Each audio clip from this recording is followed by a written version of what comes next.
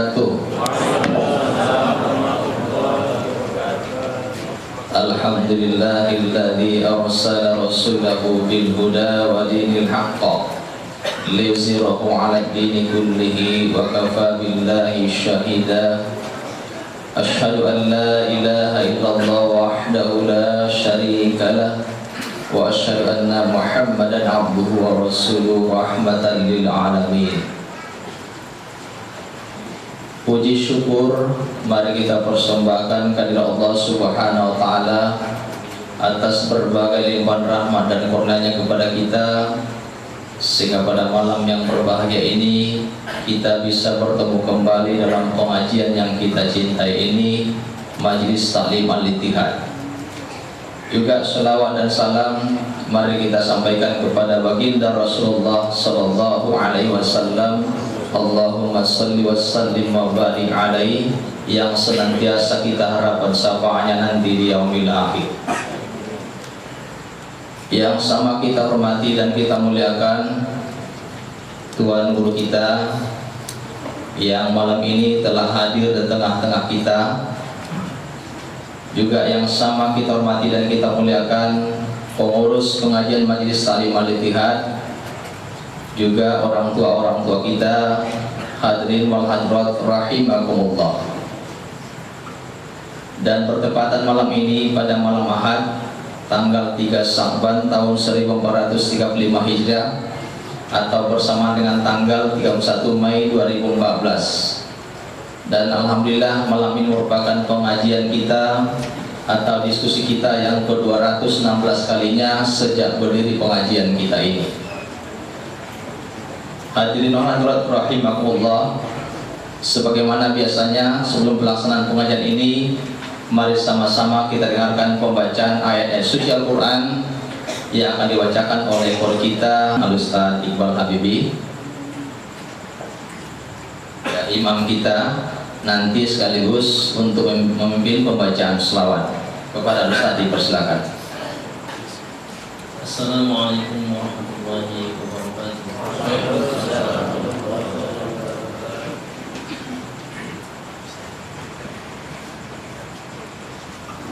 A'udzu billahi minasy syaithanir rajim. Bismillahirrahmanirrahim.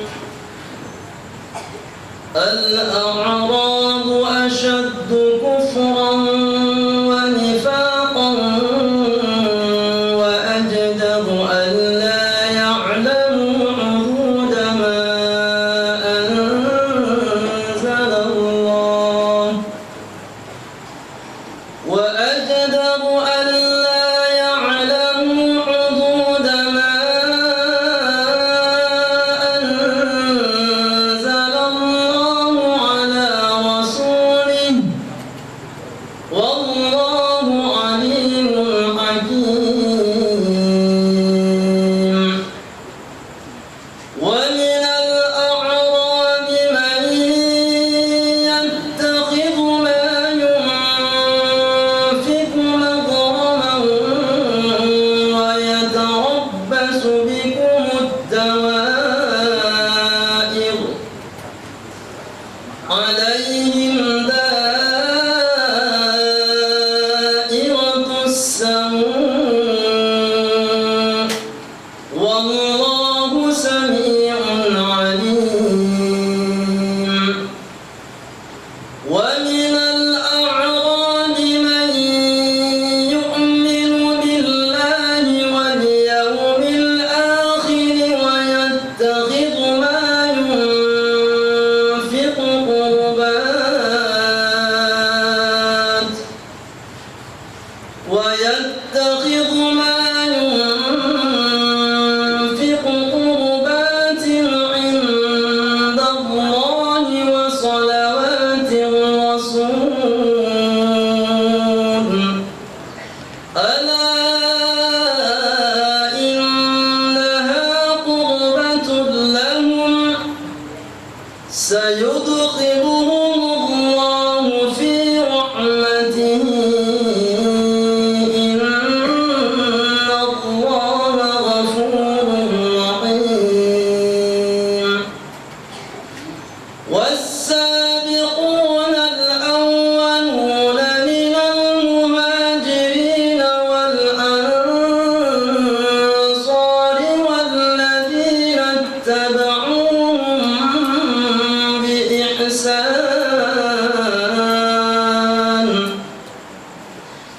والذين اتبعوهم بإحسان رضي الله عنهم ورضوا عنه وأعد لهم جنات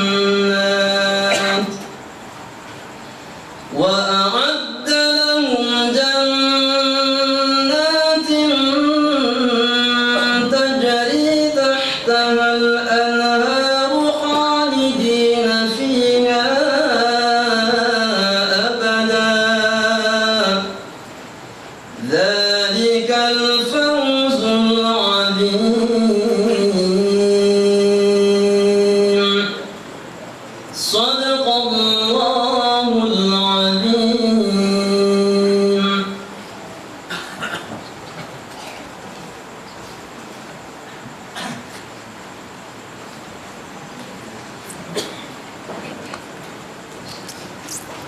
اللهم صل وسلم على محمد وعلى آل محمد. اللهم صل وسلم على محمد وعلى آل محمد كما صليت وسلمت على إبراهيم وعلى آل إبراهيم. كما صليت وسلمت على إبراهيم وعلى آل إبراهيم وبارك على محمد وعلى آل محمد.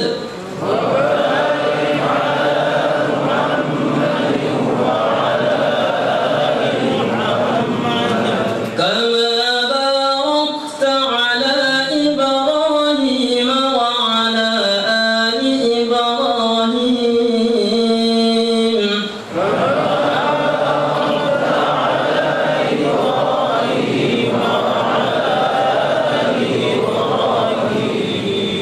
في العالمين إنك حميد مجيد.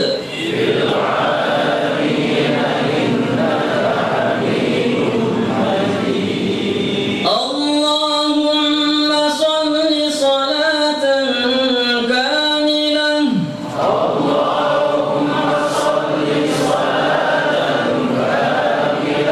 وسلم سلاما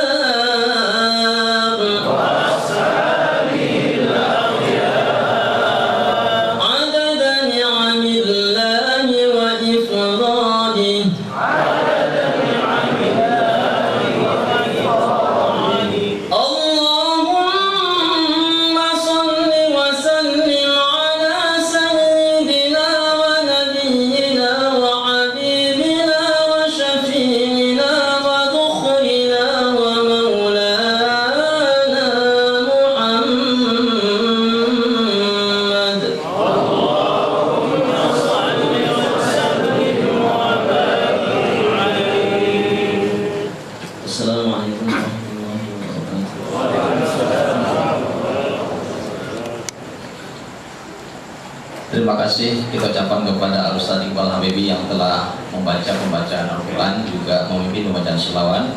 Semoga pengajian kita malam ini mendapat berkah dari Allah Subhanahu wa taala. Amin. Dan semoga kita nanti di akhir mendapat syafaat dari baginda Rasulullah sallallahu alaihi wasallam. Amin amin ya rabbal alamin. Hadirin hadirat yang berbahagia, untuk acara selanjutnya adalah sambutan dari pengurus pengajian Majelis Ta'lim Al-Ittihad Medan sekaligus peluncuran buku yang berjudul Kumpulan Kuliah Agama Islam Majelis Ta'lim Al-Ittihad. Dalam hal ini akan diwakili oleh pengurus atau wakil ketua pengajian kita, Tuan Guru kita Al-Ustaz Haji Muhammad Hafiz Yazid. Kepada Tuan Guru kita dipersilakan.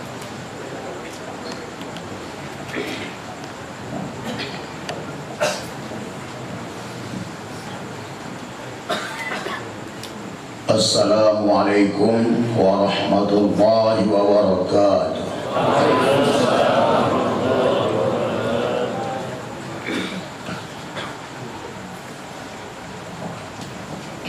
Bismillahirrahmanirrahim.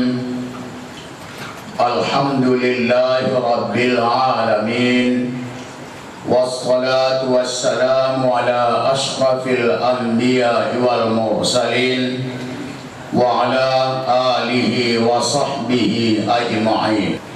Yang kita muliakan Tuan Guru kita Profesor Dr. Tengku Haji Muslim Ibrahim MA yang telah berhadir di hadapan kita bersama. Kita sangat merasa bahagia dengan kehadiran beliau, khususnya untuk diri saya sendiri telah mengenal nama beliau sejak 10 tahun yang lalu. Kiranya Allah menentukan pada malam ini baru bertemu dan bertatap muka dengan beliau.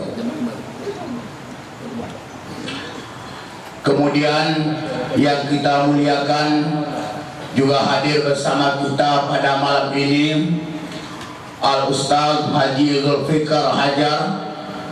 Alhamdulillah dapat menyamai kita bersama kita pada malam yang berbahagia ini. Bapak-bapak, ibu-ibu, hadirin wal hadirat rahimakumullah. Terlebih dahulu saya menyampaikan permohonan maaf dari Bapak Dr. Himsah Satari STM karena beliau tidak dapat hadir pada malam ini dan beliau sedang berada di Kalimantan karena mengoperasi seorang ibu yang kebetulan ketua Aisyah di Kalimantan. Beliau cukup kesal tidak bisa hadir pada malam ini, dan untuk itu sengaja datang ke tempat kediaman saya menyatakan permohonan maaf beliau. Sedikit ingin kami sampaikan kepada Bapak Profesor. Pengajian Al-Ittihad ini berdiri sudah hampir 5 tahun lamanya. Mengaji pada mulanya setiap malam Senin, kemudian ditukar pada malam Ahad.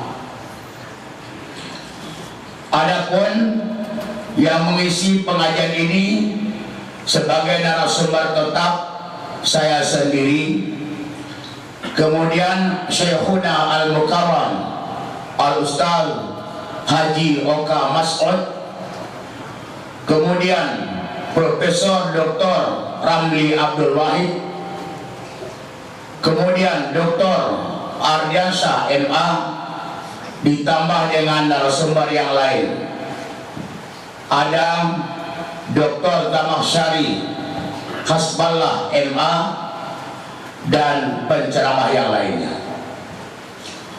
Sedangkan jamaah pengajian ini perlu kiranya kami sampaikan kepada Tengku, ada dari mahasiswa, terutama mahasiswa IAIN Sumatera Utara, kemudian ada masyarakat biasa yang berasal dari sekitar kota Medan dan juga dari luar kota Medan. Bahkan ada jamaah yang berasal dari Kuala Simpang, Langsa, Tebing Tinggi, Siantar, dan sebagainya. Kemudian di dalam pengajian ini kami membicarakan masalah tauhid, fiqh, tasawuf, kemudian tafsir Al-Quran, hadis, dan bermacam masalah lainnya yang kami bicarakan di pengajian ini. Tidak terlibat dalam politik praktis, tidak ada istilahnya pilkada dan sebagainya. Pengajian ini murni dari semua itu. Dan kepada jamaah sekalian, alhamdulillah pada malam ini kita bertemu dengan seorang ulama Aceh yang terkenal pada masa sekarang ini dan juga pada masa yang lalu. Marilah kita dengarkan dengan baik paparan beliau. Pada malam ini akan membicarakan peristiwa-peristiwa yang akan terjadi menjelang hari kiamat. Kemudian di majelis ta'lim ini sudah pernah juga diundang, yaitu Profesor Dr. Wahbah Az-Zuhaili dari Syria, kemudian Dr. Rajab Dib juga dari Syria. Kemudian kami mengundang penceramah yang lain, misalnya Syekh Nurdin Al-Maki dari Bogor, kemudian Profesor Dr. Baharul, kemudian lagi ditambah dengan Profesor Dr. Ali Mustafa Yaqub, Imam Besar Masjid Istiqlal Jakarta. Kemudian juga pernah kami undang Profesor Dr. Ahmad Sarwani Zuhri dari Kalimantan. Kemudian Profesor Dr. Ahmad Dimyati Badruzzaman dari Jawa, dan beberapa undangan kami yang lainnya. Insya Allah menurut pesan Dr. Imsa Satari kepada saya yang kami bicarakan pada beberapa malam yang lalu, insya Allah pengajian kita ini akan menghadirkan penceramah dari luar kota Medan setiap 2 bulan 1 kali. Kita akan mengundang penceramah dari mana saja, cari namanya, alamatnya, insya Allah kita hadirkan di majelis pengajian kita ini. Insya Allah setelah Lebaran atau Hari Raya kita juga akan menghadirkan penceramah yang lain, mungkin juga dari Malaysia yang belum kesampaian, belum tiba di tanah air kita. Nah, demikianlah saya sampaikan beberapa hal mengenai majelis ta'lim Al-Ittihad ini. Kami mengharapkan doa dari Profesor, mudah-mudahan pengaji ini terus berlanjut sampai kapan, walaupun narasumbernya sudah tiada, sudah wafat, sudah meninggal dunia, namun pengajian ini tetap akan berlanjut pada masa yang akan datang. Kemudian kepada jamaah sekalian, sebagaimana telah disampaikan tadi oleh Al-Ustaz Dahron, bahwasanya pada malam ini peluncuran buku yang diberi nama Kumpulan Kuliah Agama Islam. Buku ini adalah hasil daripada penceramah di Al-Ittihad ini, kemudian dibukukan. Namun dalam terbitan pertama ini masih banyak kekurangannya, ada salah tulis dan salah cetak sebagainya. Untuk itu kami mohon maaf. Mudah-mudahan pada cetakan yang berikutnya dapat diperbaiki, dapat dirapikan serapi-rapinya. Dan dengan mengucapkan Bismillahirrahmanirrahim, peluncuran buku Kumpulan Kuliah Agama Islam resmi pada malam ini. Bagi jamaah yang ingin memiliki buku ini, bisa saja di luar dengan ganti ongkos cetak atau fotokopinya Rp35.000. Rp35.000. Nah, demikianlah saya sampaikan. Mudah-mudahan kita dapat memiliki buku ini Kemudian juga kita tunggu terbitan yang akan datang. Ceramah masih banyak lagi yang belum dibukukan. Insya Allah akan dibukukan pada masa yang akan datang. Demikian saja. Wabillahi taufiq wal hidayah. Wassalamualaikum warahmatullahi wabarakatuh.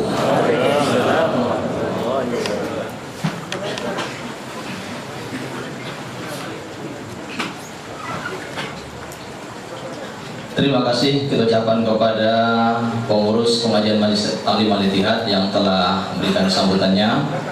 Dan untuk selanjutnya adalah yang kita nantikan, yakni ceramah atau narasumber tunggal malam ini yang akan disampaikan oleh ulama besar dari Banda Aceh, yakni Al-Mukarram Profesor Dr. Tengku Haji Muslim Ibrahim MA. Dan untuk lebih dekatnya dengan kita pada malam ini, kami bacakan secara singkat biodata beliau. Beliau nama lengkapnya Profesor Dr. Tengku Haji Muslim Ibrahim MA. Tempat tanggal lahir Cotusi, Aceh Utara, tanggal 18 Oktober tahun 1948. Alamat Jalan Rahmat, Limpok, Darussalam, Aceh Besar. Pekerjaan Ketua MPU Majelis Permusyawaratan Ulama, atau kalau Sumatera Utara Majelis Ulama Indonesia. Ini khusus Aceh, istilahnya MPU ya, Ustaz ya. Kemudian nama istri Hajjah Rizkina Fajraya STMT, Sarjana Teknik dan Magister Teknik. Kemudian pendidikan adalah Madrasah Ibtidaiyah Negeri Kueng Mane, tamat tahun 1962. Barangkali kita belum lahir ya, Pak. Tahun 62 udah tamat madrasah. Kemudian berikutnya pendidikan guru agama Islam negeri atau PGAN. Dulu masih ada PGAN, terakhir di era tahun 90-an. Sekarang sudah jadi MAN. Di Lok Sumawe, tamat tahun 1967. Kemudian berikutnya Fakultas Tarbiyah IAIN Ar-Raniri yang sekarang sudah UIN, sarjana muda tahun 1970, istilahnya BA. Jadi sekarang ada istilah BA lagi. Kemudian yang keempat Fakultas Syariah Al-Azhar University Kairo, Mesir, S1 selesai tahun 1973. Kemudian pada fakultas yang sama, Fakultas Syariah Al-Azhar University Kairo, Mesir, S2 selesai tahun 1975. Kemudian Fakultas Tarbiyah Universitas Kairo, Mesir, S2 tahun 1978 di Syariah Tarbiyah. Nah, ini berarti haus ilmu tuan guru kita ini. Kemudian berikutnya Fakultas Syariah Al-Azhar Universitas Kairo, S3 selesai tahun 1984. Jadi total selama di Kairo 12 tahun setengah. Bisa kita bayangkan tuan guru kita ini di Kairo atau di Mesir selama 12 tahun setengah. Kemudian berikutnya adalah Diploma Bahasa Inggris International Leibniz Institute cabang Kairo tahun 1982. Kemudian Diploma Bahasa Jerman dari Guide Institute cabang Kairo tahun 1976. Berikutnya Diploma Ekonomi dan Perbankan Islam dari Pusat Pengkajian Islam Islamic Development Bank cabang Kairo, Mesir tahun 1983. Kemudian Senior Nejes McGill University Kanada tahun 1996. Kemudian sebagai jabatan yang pernah beliau pegang adalah ketua jurusan di Fakultas Syariah IAIN Ar-Raniri tahun 1985 sampai tahun 1987. Kemudian yang kedua Asdir, Asisten Rektur Program Pasca Sarjana di IAIN Ar-Raniri tahun 1988 sampai tahun 1993, 5 tahun. Kemudian berikutnya dari Asdir jadi Direktur Pasca Sarjana tahun 1993 sampai 1997. Kemudian Pudir di Pasca Sarjana tahun 1997 sampai tahun 2000.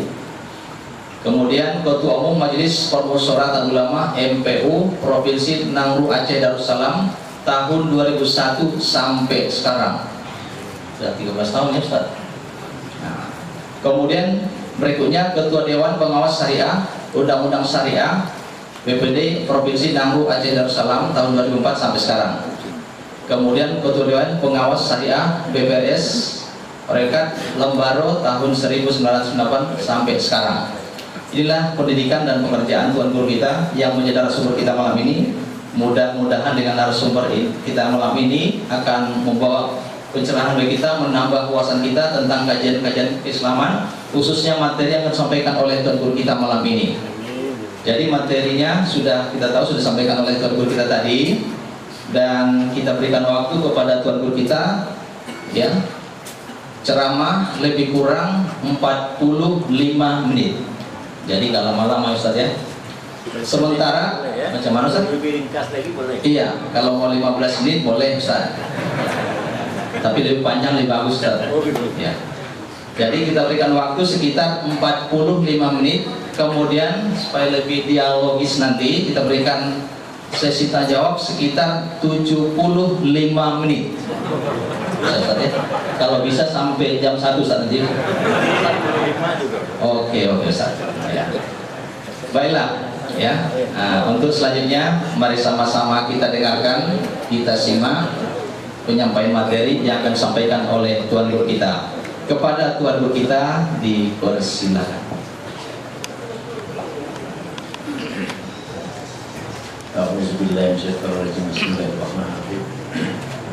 Assalamualaikum warahmatullahi wabarakatuh. Alhamdulillahil wahidil ahad, al-fardis samad, lam yalid wa lam yulad wa lam yakul lahu kufuwan ahad. Asyhadu an la ilaha illallah wahdahu la syarika lah, lahul mulku wa lahul hamdu yuhyi wa yumiitu wa huwa ala kulli syai'in qadir. Asyhadu anna Muhammadan abduhu wa rasuluh, arsalahu Allahu bil huda wa dinil haqqi liyuzhirahu 'ala ad-dini kullihi walau karihal musyrikun. Allahumma shalli wa sallim wa barik ala hadzal nabiyil karim Sayyidina Muhammadin wa ala alihi wa ashabihi ajma'in. Amma ba'd. Faya ibadallah, usikum wa iyaya bitaqwallah. Fattaqullaha ya ibadallah haqqa tuqatih wa la tamutunna illa wa antum muslimun. Panjang Arab sedikit karena orang Aceh katanya harus ngomong Arab banyak katanya. Betul Ustaz. Bapak-bapak, ibu-ibu, saudara-saudari, hadirin hadirat yang berbahagia, marilah pertama-tama kita menyampaikan puji syukur kita yang sebanyak-banyaknya dan selengkap-lengkapnya kepada Allah Subhanahu wa Ta'ala atas segala rahmat, karunia, hidayah, taufik, inayah dan maunahnya yang terus-menerus kita terima. Antara lain, alhamdulillah, di ruangan yang mulia ini, rumahnya, tak dapat kita bertemu, bersilaturahmi, duduk bertatap muka, membahas hal-hal yang berkaitan dengan ilmu dalam kaitan dengan agamanya yang diridhoinya, yaitu Islam. Selawat salam mari pula kita sembah sanjung sajikan kehadiran Nabi besar kita Muhammad sallallahu alaihi wasallam, Rasulullah yang baik dalam pengajian atau kita baca dalam sirah riwayat hidup beliau. Sesungguhnya beliau itu lebih mencintai kita ini sebagai umatnya daripada diri beliau sendiri. Dalam riwayat disebutkan menjelang wafat Rasulullah tanya kepada Israel, kawan saya Jibril mana? Ada ya Rasulullah. Jibril datang, ada apa? Kira-kira bahasa kita, sebentar lagi saya akan meninggal dunia. Saya ingin tahu bagaimana keadaan umat saya. Terus Jibril menginformasikan baru saja diinformasikan oleh Allah Subhanahu wa Ta'ala bahwa umatmu lah nanti orang yang pertama selesai permasalahan di akhirat. Artinya umatmu lah orang pertama masuk surga, tapi juga umatmu pula yang pertama masuk. Nah, ini nggak perlu diteruskan. Kalau kita wal-iyazubillah, kita berdoa jangan ada di antara kita ini yang masuk neraka. Nah, jadi itu. Kemudian juga dalam hadis yang cukup sahih riwayat Bukhari disebutkan setelah dibangkit di hari akhirat nanti, Rasulullah dibangkit, pertanyaan pertama, ummati, di mana umat saya? Sedang apa umat saya? Kita ini sedang apa kita pada waktu itu? Nah, ini cobalah Bapak Ibu sekalian kita pikir secara logika bahasa kita. Kenapa umatnya yang ditanya pertama? Kenapa enggak ditanya Khadijah di mana? Bukankah Aisyah pernah cemburu? Kok disebut-sebut terus oleh Rasulullah orang perempuan yang sudah tiada itu? Nabi menjawab, dia adalah orang yang menyayangi saya di sana. Semua orang dunia ini benci kepada saya. Dia orang kaya yang semua hartanya habis disumbangkan, disedekahkan untuk agama. Dia adalah orang yang tak ada tandingannya, ya Aisyah. Hati beliau sangat kenang, sangat terkenang, sangat melihat. Semestinya di mana Aisyah dan di mana Khadijah sekarang? Bukan umatku di mana? Atau boleh juga Hasan Hussein boleh ditanya dulu, karena kita maklumi juga pada satu kali beliau salat, Rasulullah imam, Hasan Hussein masih kecil, sedang beliau sujud, Hasan Hussein enak aja naik ke atas belakangnya, duduk kayak duduk kuda, sehingga lama beliau baru bangkit dari rukuk. Kemudian nanti sahabat bertanya, ya Rasulullah, kok lama sekali bangkitnya dari rukuk, dari sujud tadi, dari sujud, sehingga kami sudah pikiran macam-macam. Jangan-jangan Rasulullah sudah meninggal waktu sujud. Oh, tadi anak-anak saya, Nabi sering menyebut kepada Hasan Hussein anak, padahal cucu ya. Maksudnya cucu-cucu saya sedang sujud saya tadi, dia nggak tahu apa-apa, langsung naik ke atas belakang saya, duduk di situ. Saya nggak bangun karena nggak sampai hati anak itu jatuh. Begitu cintanya kepada Hasan Hussein. Tapi bukan itu yang ditanya, ummati. Makanya saya mendukung penuh. Sebaiknya sehabis kita baca Al-Quran di setiap pembukaan seperti yang kita saksikan tadi, ada selawat-selawat kepada Rasulullah Sallallahu Alaihi Wasallam. Kalau saya di majelis permusyawaratan ulama Aceh, setiap ada acara dimulai dengan Al-Quran, habis itu dengan selawat. Semua wajib berdiri selawat. Kadang-kadang pakai selawat benar, kadang-kadang selawat biasa, Allahumma shalli ala Sayyidina Muhammad. Pokoknya kita tetapkan sesuatu kewajiban organisasi, bukan kewajiban agama, karena itu bukan kewajiban agama. Alhamdulillah, saya menyaksikan sendiri dan ikut tadi. Alhamdulillah, mudah-mudahan pada kali akan datang lebih semangat lagi, dan mungkin juga kalau ikuti kami berdiri, tidak ada berdiri semua itu. Baik, bapak-bapak, ibu-ibu, hadirin hadirat sekalian, setelah kita menyampaikan selawat dan sebagainya kepada sahabat beliau, kepada tabi'in dan tabi'in, mari pula kita menyampaikan penghormatan dan terima kasih kita sebanyak-banyaknya kepada pimpinan secara menyeluruh dari Majelis Taklim Al-Ittihad ini. Itu semuanya adalah tuan guru kita dan juga moderator. Istimewa pula lagi sahabat saya Ustaz Zul. Ini kami sering makan fish dan berebut-rebut takmiyah mungkin waktu masih di Mesir ya. Alhamdulillah kami sama-sama. Bapak Ibu hadirin hadirat sekalian, saya sudah pernah mendengar nama pengajian Ittihad, tapi saya dengar di Jakarta pada Pak Haji Dr. Andes ya, Haji Adlani, Nazri Adlani. Ya, beliau pernah menyampaikan apa itu Ittihad. Ya, kita diskusi dengan bahasa Arab. Maksud dengan bahasa Arab, ittihad itu bahasa Arab. Ittihada yattahidu ittihadan. Apa tujuannya itu? Nah, beliau sampaikan tujuannya adalah mirip dengan yang tertulis di sini. Merajuk ukhuwah dan sebagainya yang benar-benar menyatu. Ittihad itu artinya penyatuan.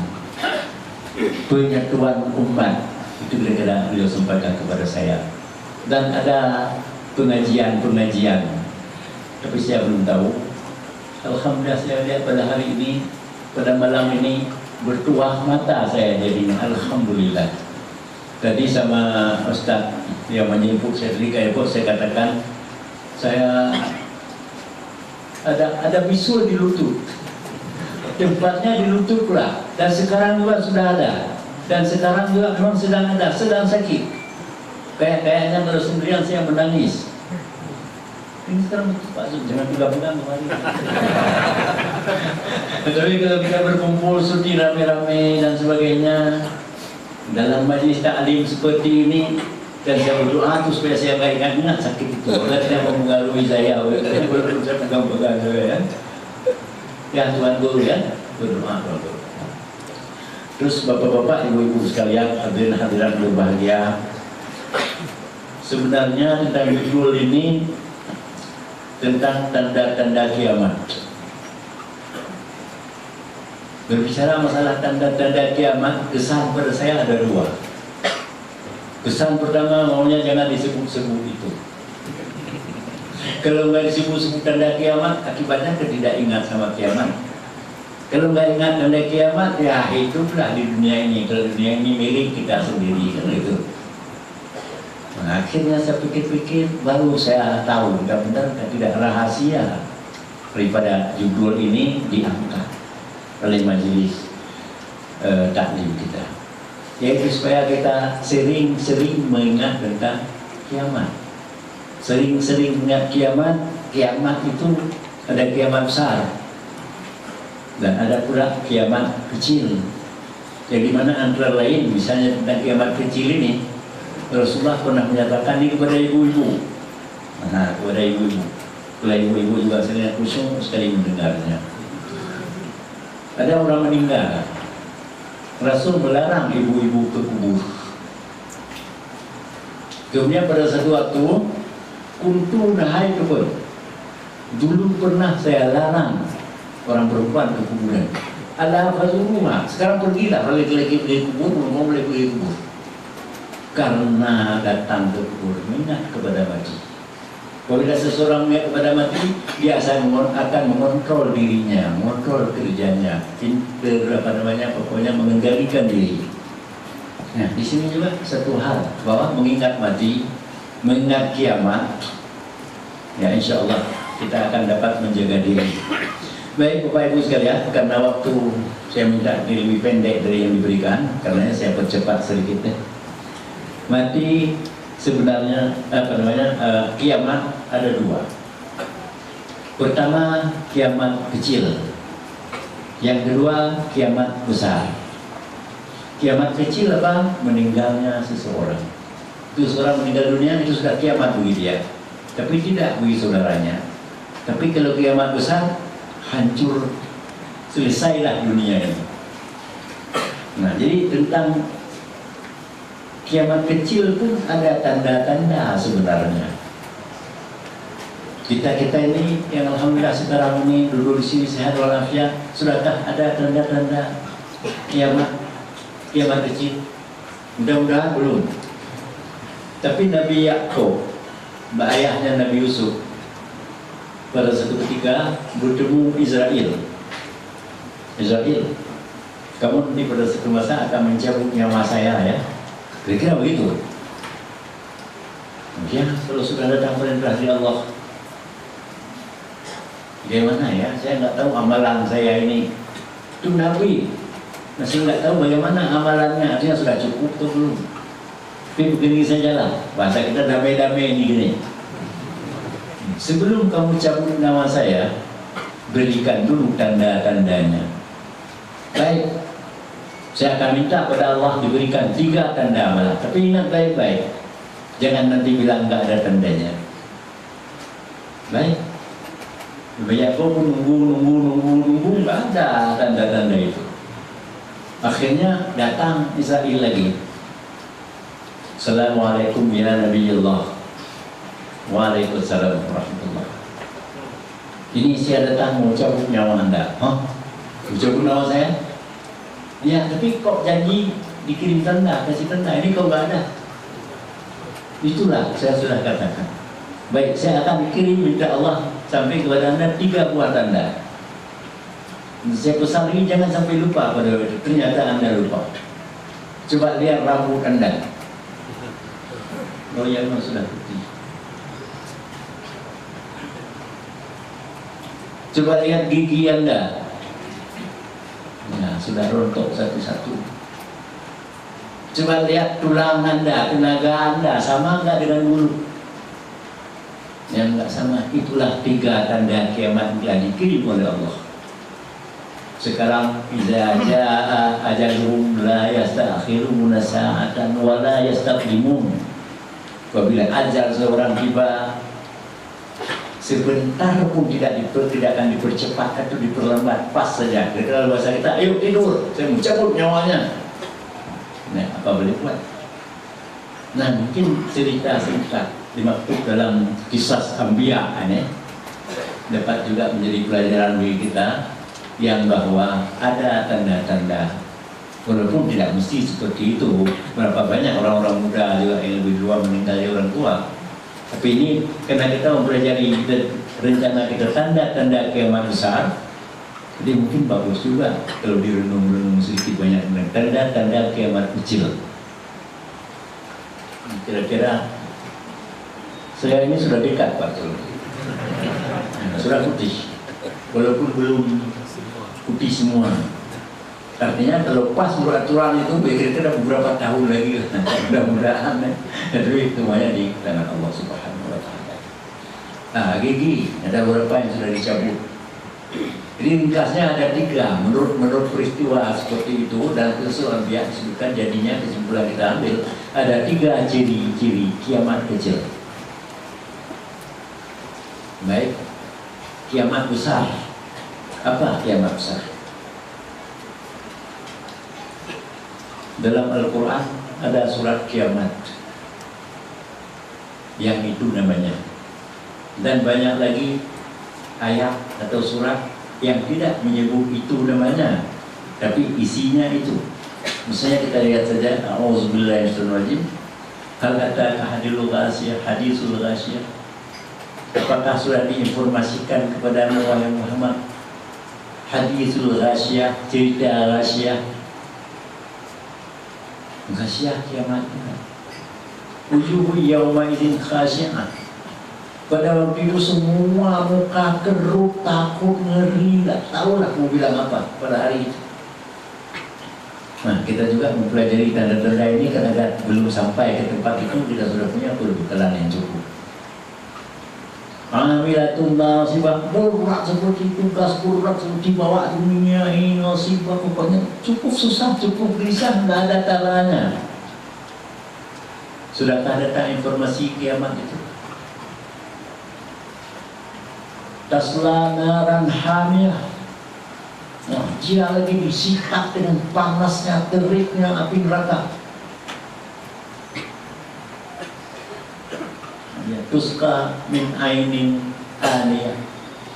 Dari mata keluar api, hidung keluar api, telinga keluar api, api neraka itu. Sudahkah datang informasi itu kepada Muhammad? Ini surat-surat Makkiyah, dia turunnya masih Rasulullah SAW di Mekah. Ya mungkin Nabi sudah mudah informasi, tapi apakah itu sudah engkau sampaikan kepada orang-orang dan dia merasakan bagaimana nanti di hari akhirat? Ya, sama-sama supaya kita pelajari tentang hari kiamat, tentang hari akhirat itu. Malah karena itu yas'alunaka anisa dalam surah yang lain. Akibat sudah dapat informasi itu, banyak juga mereka yang bertanya kepadamu ya Muhammad, anna musaha, kapan itu kiamat? Karena itu menakutkan betul, ngeri sekali. Kapan jadinya? Kul, kalau itu ditanya, katakan, innama ilmuha inda rabbi. Ilmunya hanya ada di Allah Subhanahu wa ta'ala. Kapan? Besok, lusa, hari ini, pasnya Allah lah yang tahu. Lain gak ada yang tahu. La yujalliha liwaqtiha illa huwa. Tidak akan dijelaskan kapan, pas waktunya, tanggal berapa, detik berapa, semuanya nggak ada yang tahu pasti. Illa huwa, kecuali Allah Subhanahu wa ta'ala itu sendiri yang tahu. Ya, sama juga dengan sebuah hadis yang mungkin sudah sering diceritakan. Umar bin Khattab pada satu kali sedang duduk-duduk bersama sahabat gini, datanglah seorang yang bajunya putih, lebih putih dari baju Pak Zul, lebih kecil itu. Dan rambutnya hitam pekat sekali, tidak persis, hitam pekat. Assalamualaikum ya Rasulullah. Dan yang mensalam kepada Nabi, langsung duduk berhadapan dengan Nabi, lututnya dipadu dengan lutut Nabi. Orang itu pun berkata, kata Umar, saya melihat orang itu pun berkata, ya Muhammad, akhbirni anil iman. Muhammad, coba ceritakan kepada saya tentang iman. Terus Muhammad menyebutkanlah 1, 2, enggak perlu saya uraikan semuanya, 1, 2, 3 sampai 6. Sadaqta, benar kamu. Orang heran. Kalau orang ini nanya, sudah dijawab betul, betul itulah jawabnya, betul itu. Akhbirni anil Islam.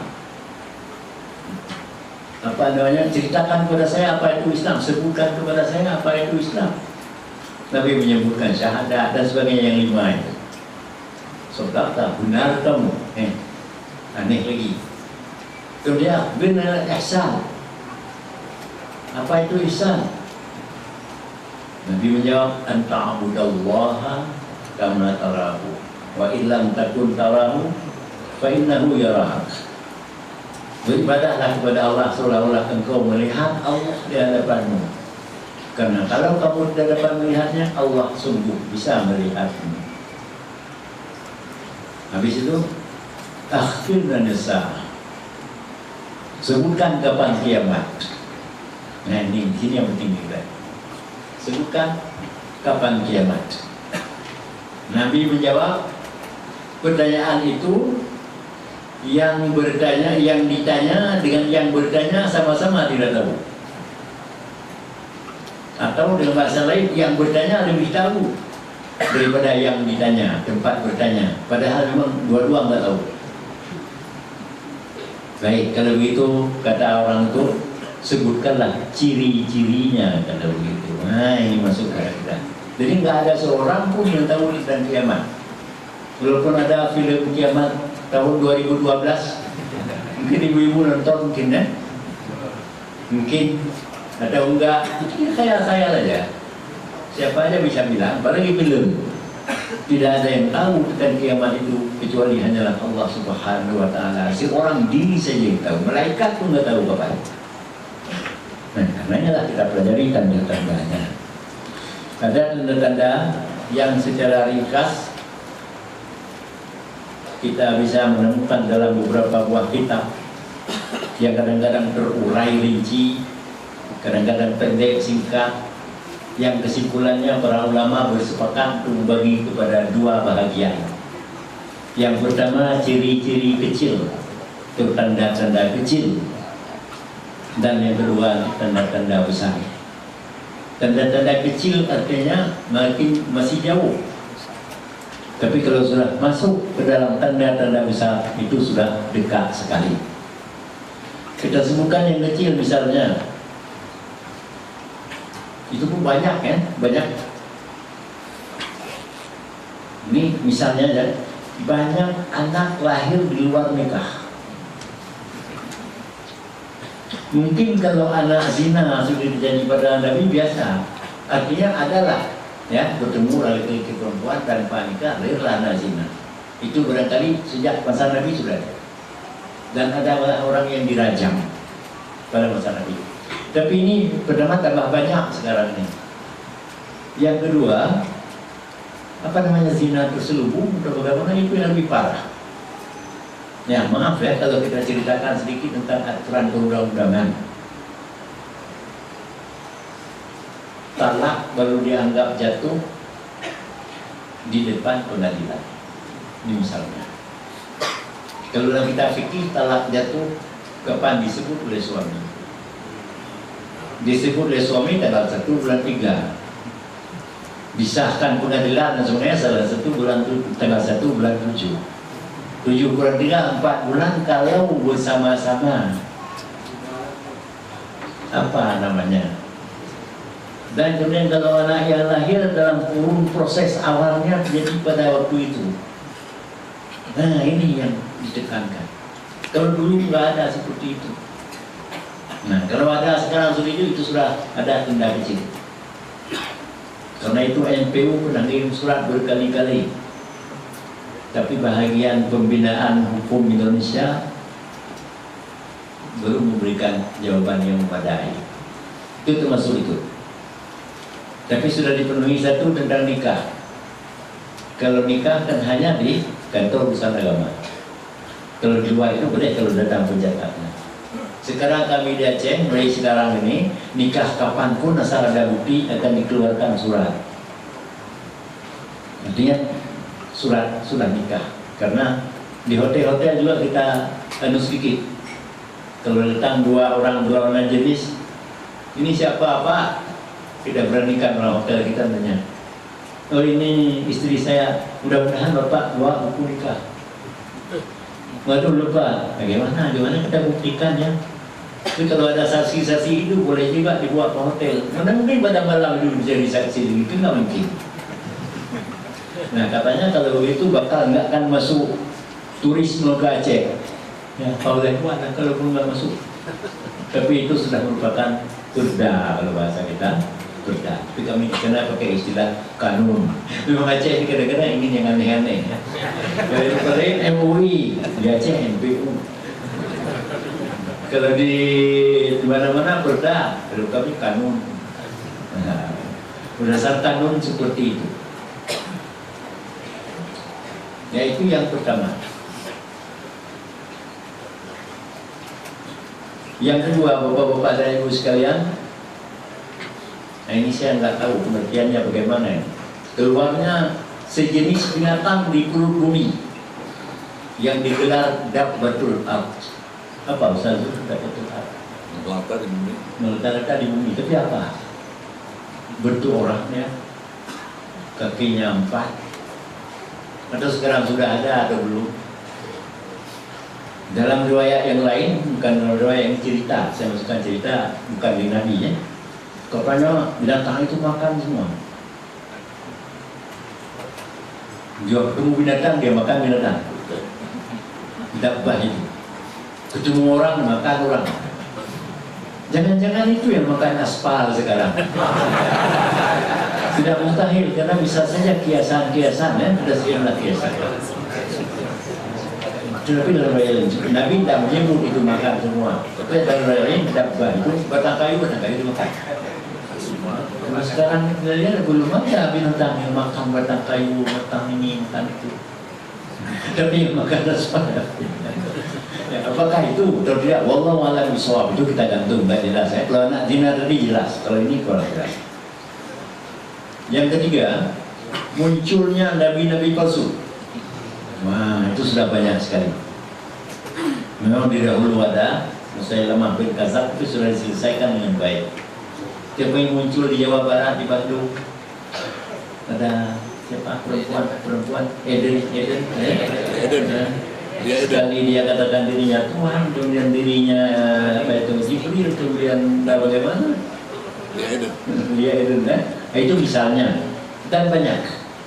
Di Sudan sudah pernah lahir. Di Indonesia ada beberapa. Saya dulu di Aceh tidak ada, belum. Mungkin mudah-mudahan belum lah. Sebab belum lahir itu sudah merata barangkali di seluruh dunia ini ya. Nah, tapi di sini disebutkan gini, ini saya nggak tahu riwayatnya di mana. Saya kutip dari sebuah kitab lama ya. Jumlahnya sampai 30 orang. Nabi-nabi palsu. Nah, itu kalau itu sudah dekat. Kalau sudah gitu, kira-kira sudah jangan lepas lagi tasbih di tangan. Baik, selanjutnya berlaku perang besar, terutama sekali di kawasan Timur Tengah, sampai ketika rubuhnya Ka'bah akibat perang itu. Sebenarnya itu belum. Cuma perang kecil-kecilan sudah ada. Nah, kita jangan tidak bisa membaca siapa di belakang perang itu ya. Tapi kita lihat perang-perangan, ya misalnya lepaskan bom dan sebagainya. Tapi sampai sekarang ini alhamdulillah, ini Ustaz Zul dulu aja pulang, Ka'bah masih aman. Ya walaupun misalnya ada teman-teman itu yang saya baca di orang Ustaz Zul enggak mengakui virus itu dari onta. Tadi mana terserahlah. Tapi Ka'bahnya malah sedang diperbaiki untuk lebih baik. Berarti hal ini masih ada harapan juga lah, agak jauh dikit. Ya mudah-mudahan, nggak tahu apakah kita ingin lihat atau jangan lihat ya, mudah-mudahan jangan sempat terlihat kita bagaimana. Ya itu. Alhamdulillah katanya di sini disebut sampai Ka'bah itu runtuh akibat perang itu. Jadi perang besar-besaran di Timur Tengah sampai runtuhnya Ka'bah karena perang. Mungkin perang dunia yang akan datang barangkali, wallahu a'lam bishawab.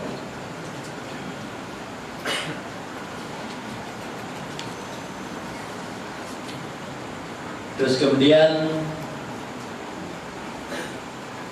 amanah atau sifat amanah menjadi barang langka. Bukan ada, tapi sangat sulit kita cari. Dan sekarang ini sudah banyak sekali bank Islami, bank syariah mengeluh kenapa? Nasabahnya katanya nggak jujur. Nah sekarang ini kita kasih uang harta wakaf, suruh jaga harta wakaf. Pada di Aceh yang jangankan harta wakaf, orang-orangnya hilang. Begitu amanahnya. Nah ini memang terasa. Dan saya kira hampir di mana-mana itu amanah Tuhan. Kita masih ingat masa orang tua kita dulu atau kakek-kakek kita dulu. Ini bapak mau ke Aceh ya, saya titip uang untuk anak saya belajar di Aceh sebentar. Titip. Ini uangnya, lihat. 3 lembar uang 100 misalnya. Tolong Pak ya, dibawa ke Aceh. Kalau Bapak mau ke Aceh, ya baik. Kalau bertukar lembarannya gimana nanti? Artinya diizinkan bertukar lembarannya. Lain saya terima ini nomor sekian, saya kasih nomor lain, bisa. Enggak bisa, saya minta maaf, saya nggak bisa bawa. Masih lebih dia mau ngaku gitu. Kalau nggak bisa saya mohon maaf, nggak bisa saya jaga amanah ini. Apalagi kalau lembaran 100 ditukar dengan 50, sudah lebih bermasalah lagi karena masih genap. Kalau sekarang mudah-mudahan supaya ketemu dengan anak kita di Malaysia, nggak ketemu, balik ke sini. Kan itu jangankan uang, orang-orangnya hilang itu artinya. Nah itu seperti dulu tidak bertukar sampai ke nomor. Kita masih ingat dulu itu masih kakek-kakek kita. Begitu amanahnya, begitu berubahnya sekarang. Bapak-bapak, ibu-ibu sekalian, selanjutnya ya yang riba, yang haram-haram, ya maklumlah. Saya pernah dengar dari siapa, tapi bukan di Pak Zul, jangan-jangan dari Ustaz Zul, tapi bukan ya. Jangankan yang halal, yang haram aja sudah habis sekarang kata orang. Artinya demikian bangganya orang makan riba. Makan bunga, makan riba, makan yang riba. Kadang-kadang banyak juga orang sebut bunga riba itu hanya pada bank. Pada penjualan di pasar banyak sekali riba. Bawang kena bawang empuk, yang di atas bagus, yang di dalam busuk, itu kan riba semua. Jual ikan, kita tumpuk-tumpuk yang bagus-bagus di atas, ya, daun kangkung. Jadi ada unsur penipuan. Dalam hal ini kita ingat suatu ketika Imam Malik ini imam mazhab Maliki, imam Masjid Madinah.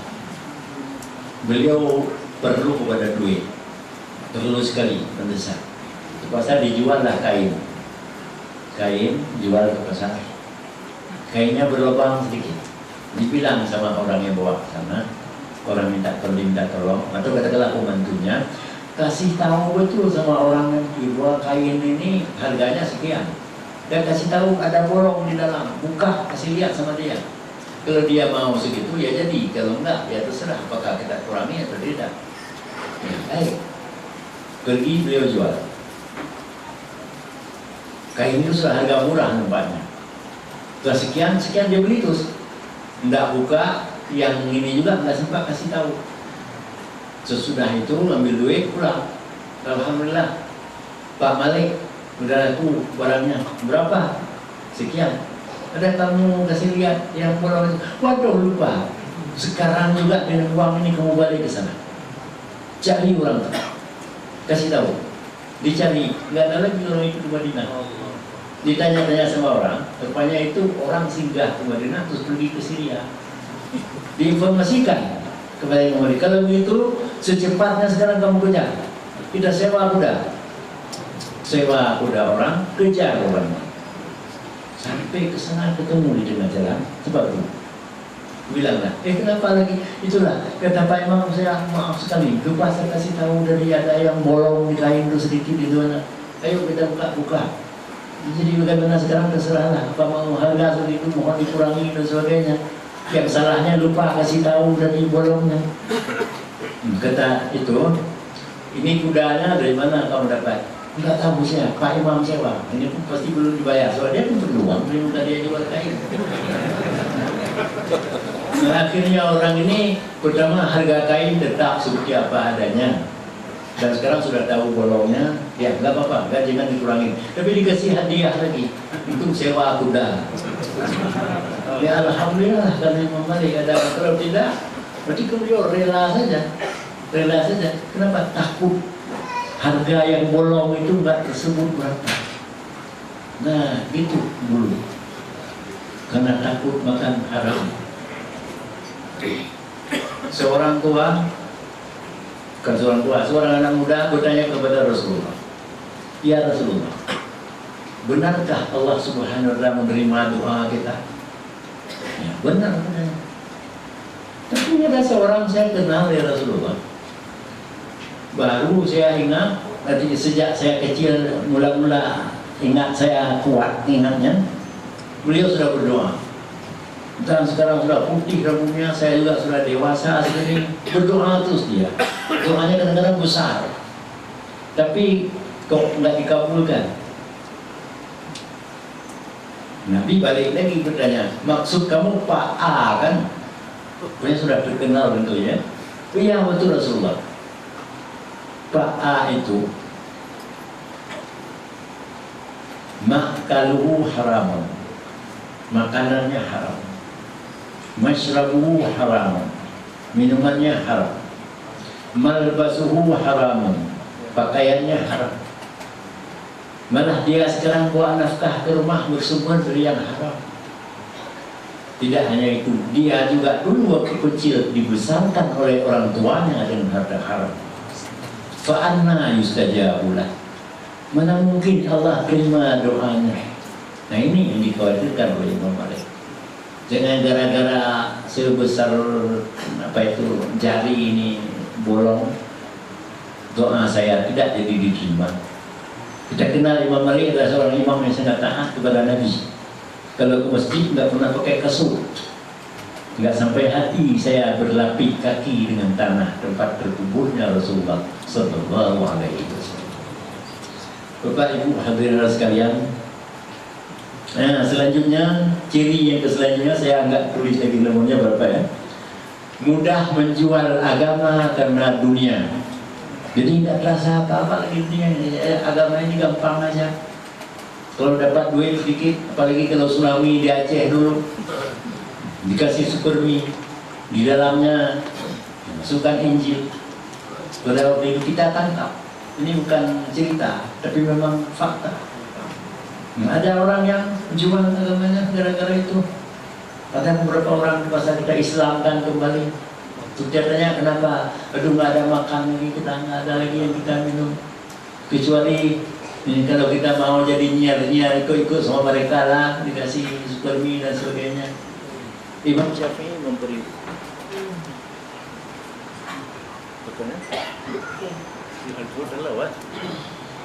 Oh ya. Imam Syafi'i pernah berpantun tentang masalah ini. Pantunnya lebih kurang. Qudatul dini qaddalu faqad banat khasaratuhu faba'ud dina bidunya fama rabihat tijaratuhu. Tokoh-tokoh agama di akhir zaman telah sesat semuanya. Kata Imam Syafi'i, bukan saya bilang. Kalau marah, dia marah kepada saya ya. Marahnya kepada Imam Syafi'i. Sesat. Faqad banat khasaratuhu. Sudah nampak sekarang ini kerugian-kerugiannya, di mana tingkahnya sebelumnya dihormati, sekarang kurang. Masyarakatnya dulu sebenarnya mendengar semua yang ngomongkan, yang dibicarakan, karena itu bagus. Sekarang sudah tidak lagi. Banyak segi-segi yang sudah nampak kurang. Faba'udina bid dunia. Kenapa? Karena mereka perjualbelikan agamanya dengan dunia. Kalau Allah menyatakan misalnya, ya ati'ullah, ta'ala kepada Allah, wa ati'ur rasulah, dan ta'ala kepada rasul, wa ulil amri minkum, dan juga taat kepada ulil amri. Diterjemahkanlah ulil amri, siapa yang sayang kepada dia. Disalah terjemah, artikanlah sejumlah, itu kan menjual namanya. Fama rabihat tijaratuhum. Imam Syafi'i mengatakan, sungguh-sungguh enggak akan beruntung dalam perdagangannya itu. Saya coba terjemahkan secara menyeluruh. Pimpinan-pimpinan agama pada akhir zaman telah sesat. Maka pun sudah nampak kerugian yang nyata terhadapnya. Mereka memperjualbelikan agama dengan dunia. Karena Imam Syafi'i hafal Quran dan pintar bersaja, fama rabihat tijaratuhum, dipakai itu ayat di situ. Dan ada apa? Fama rabihat tijaratuhum wa ma kanu. Nah, itu ada ujungnya kan? Nah, Imam Syafi'i pakai. Makanya tidak akan pernah mendapat keuntungan dalam perdagangannya. Nah, ini termasuk salah satu ciri akhir zaman. Mungkin kami, saya termasuk umur berapa 60 lebih tadi, saya anggap aja anak muda ya. Mungkin juga kami anak-anak muda ini sering menyebut sekarang nggak ada panutan. Siapa sekarang yang jadi panutan? Nah, kalau Rasulullah, ya memang sebenarnya Rasulullah lah panutan kita semua. Tapi kita juga ingin panutan yang hidup dalam keseharian kita. Siapa sekarang? Ya, kita berharap Tuhan Guru lah menjadi panutan kita. Amin ya rabbal alamin. Atau tuan guru yang lain juga ada, barangkali masih banyak. Tapi kalau di Aceh sudah kurang. Kalau dulu mungkin adalah misalnya Tengku Daud masyarakat Aceh ya, Senangi, mungkin juga pernah Pak Ali Hasmi pernah mungkin. Tapi kemudian sekarang ini karena sudah berbidang-bidang kita sekarang ya, ahli pertanian nggak tahu peternakan, yang ahli nahu nggak tahu saraf, gitu. Ya, mungkin karena itu ya. Jadi kita sekarang mengeluh. Kemudian selanjutnya masjid megah-megah, masjidnya gaya, cantik, molek, gagah. Saya kira bagus itu. Tapi yang salatnya nggak ada. Nah, ini tanda kiamat. Jadi masjid luas, tinggi, bagus, tapi orang salat di dalamnya sedikit sekali. Jadi kaitannya dengan ini, kaitan dengan apa namanya, orang salatnya. Kalau masjid bagus secara perlu. Apalagi ada hadis, man bana masjidan banallahu lahu baitan fil jannah. Siapa yang membuat sebuah masjid, sumbangan untuk masjid, segera masjid kita ini mungkin juga sudah tiba saatnya untuk kita kemas, lebih kemas lagi. Alhamdulillah, saya bisa akhirnya nanti ceramah di dalam masjid. Man bana masjid, siapa saja yang membangun masjid menyeluruh, alhamdulillah. Satu batu bata, alhamdulillah, sedekah jariah dan sebagainya. Itu cuma disuruh pindah-pindah, tapi orangnya juga harus ramai seperti ini. Di Aceh banyak masjid megah-megah, malah ciri Aceh masjid. Cobalah bapak-bapak ibu sekalian ke Aceh, di perbatasan saja sebelah kirinya sudah nampak nongkrong sebuah masjid. Masjid kedua sebelah kiri jalan juga masih, ini belum masuk Kuala Simpang berapa apa masih perbatasan ya. Masjid ketiga juga gagah juga. Saya pernah lihat masjid ketiga itu gagah. Sampai ke sana maghrib, sholat maghrib, rupanya kedengaran azan. Sholat maghrib di situ berhenti, kami dengan mobil. Rupanya di dalamnya seorang bilang, seorang imam, 2 orang itulah sholat. Masjid gagah. Nah itu sudah dekat kiamat. Aceh sudah dekat kiamat. Ya, betul. Terus kemudian minuman keras dan judi merajalela. Itu minuman keras sudah ada pada masa Rasulullah. Nah, kemudian diatasi. Nah sekarang ini kapan saja saya kira ada, selama dunia ini ada. Tapi merajalelanya dengan tidak merasa takut dan sebagainya, itu yang merupakan tanda kiamat. Nggak enak aja orang minum aja jalan-jalan, tidur aja di jalan-jalan. Nah itu yang dimasukkan dengan apa? Barangkali kalau sembunyi-sembunyi, buat apa juga Allah ciptakan neraka. Nah tapi bukan itu. Kebanggaan, berbangga. Coba kita tegur orang mabuk-mabuk. Kalau di sini mudah-mudahan nggak ada masalah ya. Tapi ada depan-depan yang kita tegur ya, asasi tahu nggak? Inilah hak asasi manusia. Saya mau minum, mau makan, mau telan, mau apa, urusan saya. Apa urusan Anda? Ya Allah, padahal kita sayang karena mabuk.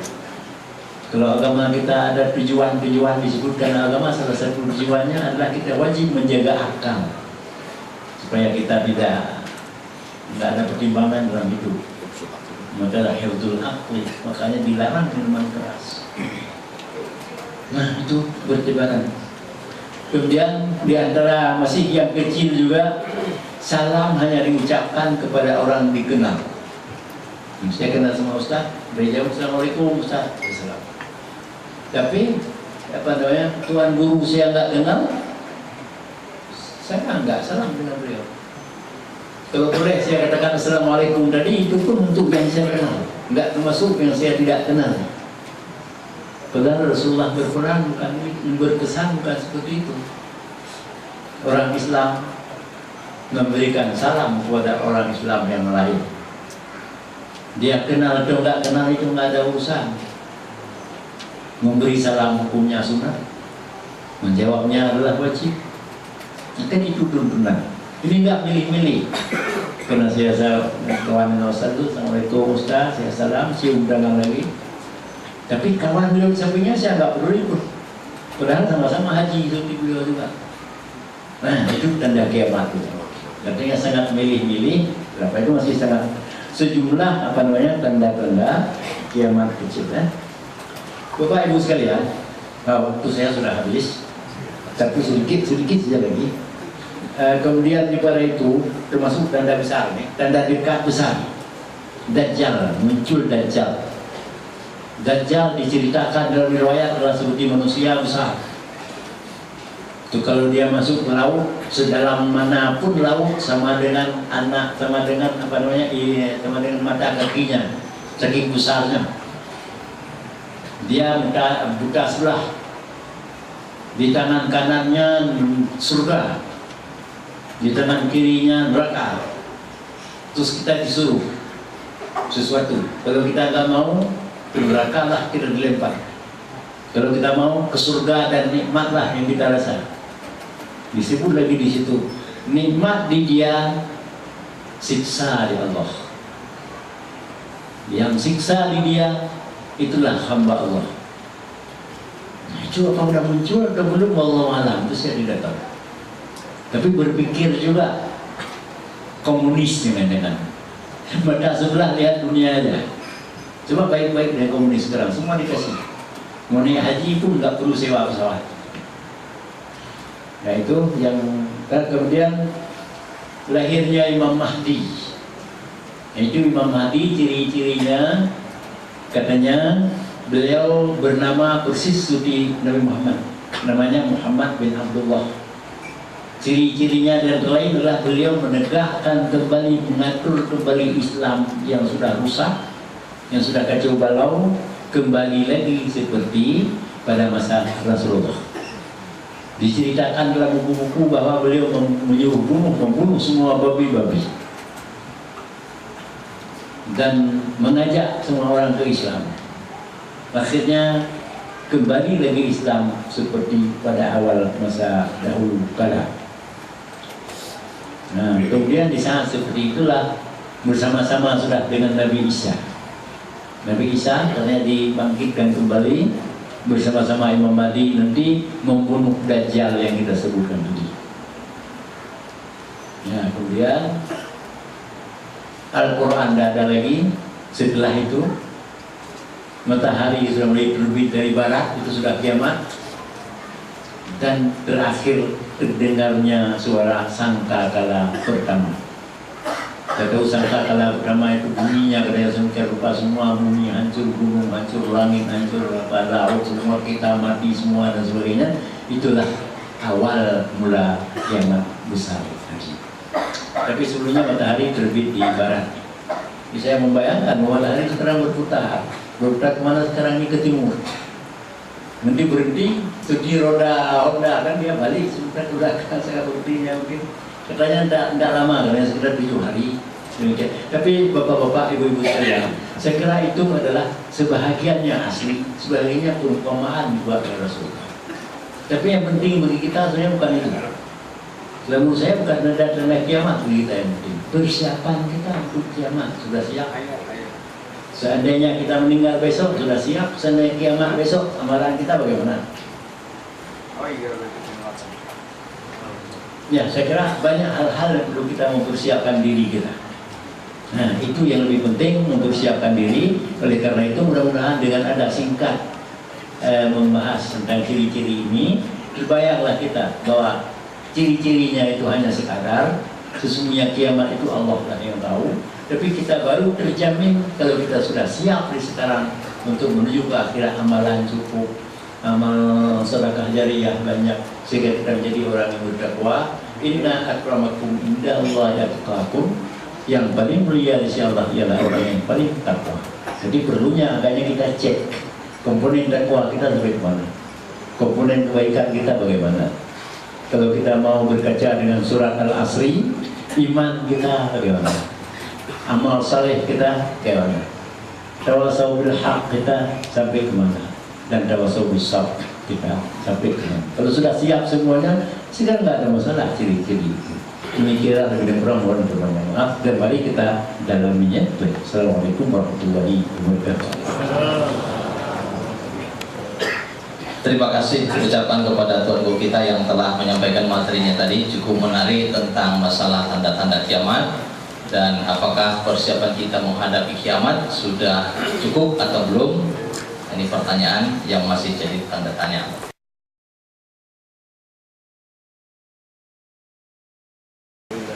Bismillahirrahmanirrahim. Pada awal-awalnya tadi waktu saya akhiri beberapa catatan saya tentang ini, saya tidak yakin orang ini akan bertanya dengan pertanyaan yang berat-berat sekali.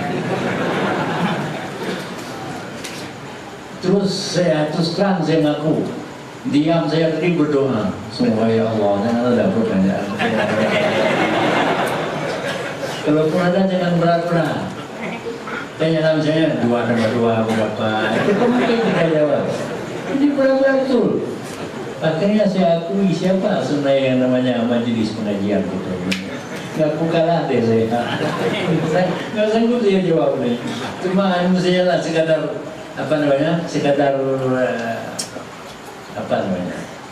sekedar simpati pada pertanyaan, Bapak Ibu sekalian, sebagai simpati pada pertanyaan.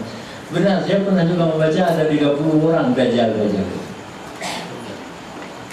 Tapi sebetulnya dajjal itu dari dajjala, artinya kadzaba. Dajjalun kadzabun sebetulnya.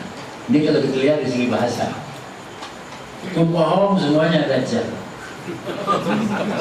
Ini kalau kita lihat di segi bahasa. Jangan-jangan sebahagian ulama melihat dari segi bahasa itu, karena sejumlah hadis-hadis yang seperti ini sepertinya tidak ditemukan penjelasan yang sangat konkret dari Nabi, sehingga para sahabat radhiyallahu anhum nanti berupaya memahami, berupaya memberikan penjelasan-penjelasan. Lebih-lebih lagi kalau sempat ditanya nanti oleh tabi'in ataupun tabi'in orang yang jauh setelah Nabi. Nah, kadang-kadang maka kita lihatlah juga ahli-ahli mufassirin ayat atau ahli-ahli muhaddisin bicara hadis, syurah dan sebagainya itu juga kadang-kadang banyak menggunakan akal.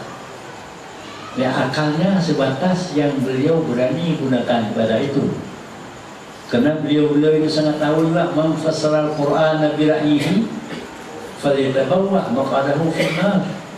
Siapa saja yang menafsirkan Al-Quran semau jalannya pikiran dia, maka mentret sedikit lagi lah sesuai dialek logika dia, itu hendaklah dia waktu dia sudah siap-siap duduk di bangku yang dibuat sendiri di dalam api neraka. Dengan menjaga itu, beliau-beliau ini di pasar juga memberikan jawaban. Bagaimana jawabannya? Tidak ada masalah, apa yang bisa.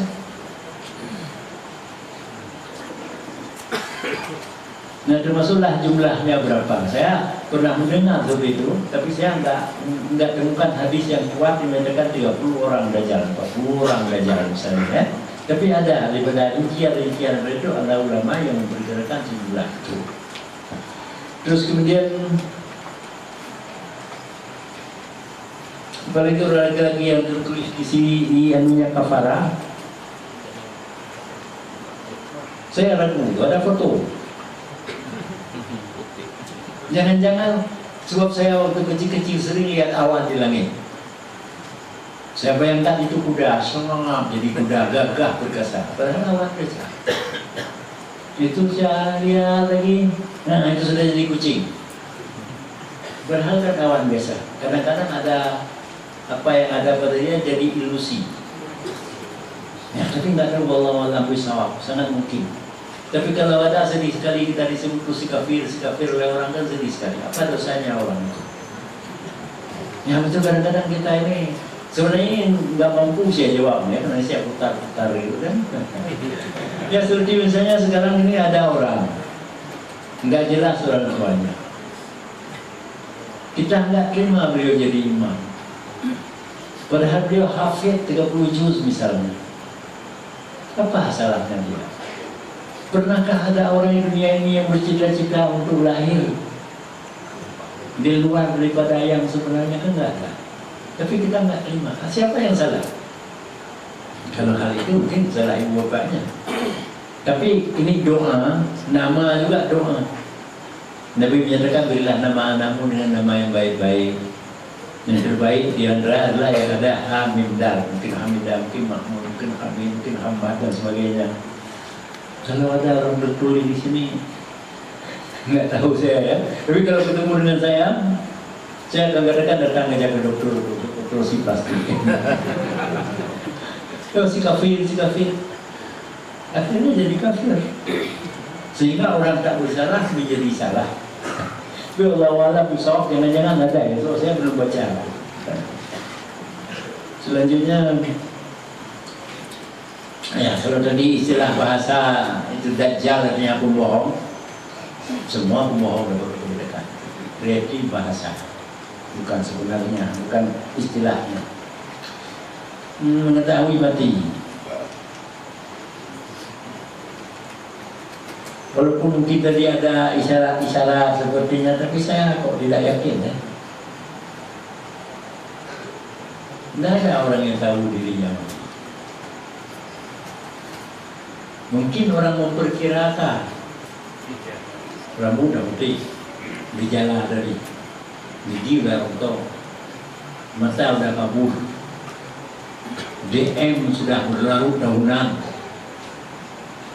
Ada orang yang diperkirakan dokter ini umurnya 5 hari lagi, 5 tahun lagi juga belum mati. Gimana? Ini sedangkan dokter saya kira dia tidak tidak mengamal-ngamal gitu, meramal gitu, tapi dia berdasarkan ilmu pengetahuan. Tapi banyak kita lihat, walaupun dia katakan ini beberapa ini paling-paling sebulan lagi udah meninggal karena jantungnya telah keropos.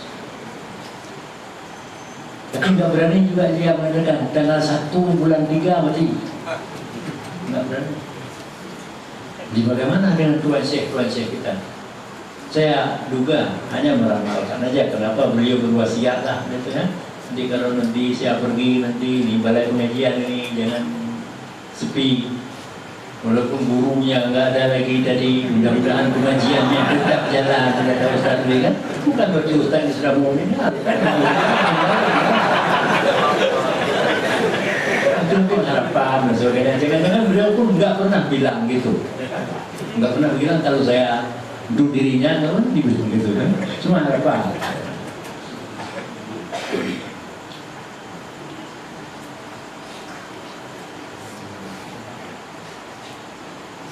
Ada seorang pemuda pada masa Nabi Sulaiman datang ke Nabi Sulaiman. Ini dekat hampir sama dengan riwayat disebutkan tadi ya. Datang ke Nabi Sulaiman meminta pinjam angin. Kenapa? Dia mau ke negeri Hindi. Nah, katakanlah Nabi Sulaiman di Baitul Maqdis. Ustaz itu mana ya? Nah, di sana di negeri Ustaz ini. Jadi datang ke sana minta pinjam angin sementara Nabi Sulaiman. Sekarang juga akhirnya dikasih. Akhirnya sekarang sudah dikasih. Tapi betul lagi lah. Datang harimau. Katanya kepada Nabi Sulaiman, kok dia masih di sini? Kenapa? 1 menit lagi saya akan ambil nyawanya di India. Pantas dia minta angin ke India, ke India supaya dia mati. Apakah dia sudah tahu dia akan di India? Tidak. Dia cuma minta melancong ke India, kira-kira begitu. Rupanya nggak tahu dia malaikat. Itu tapi riwayat ini riwayat dalam Qisas Anbiya Israiliyat banyak, jangan percaya betul kan. Tapi bagaimanapun saya nggak tahu lah bagaimana ya.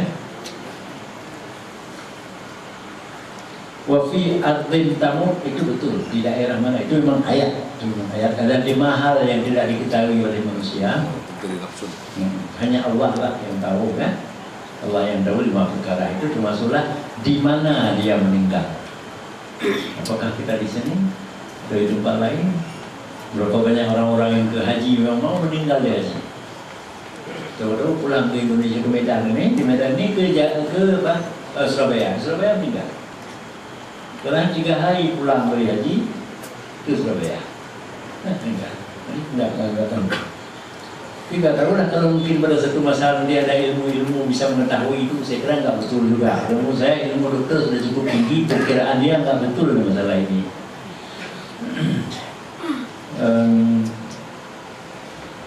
Ya baik, Ustaz Zul tadi tentang Al-Quran, mungkin pengertiannya yang lebih jelas seperti sekarang ini. Kita ngaji, arti nggak tahu. Kita ngaji dan tahu arti, tapi ngamalkan enggak.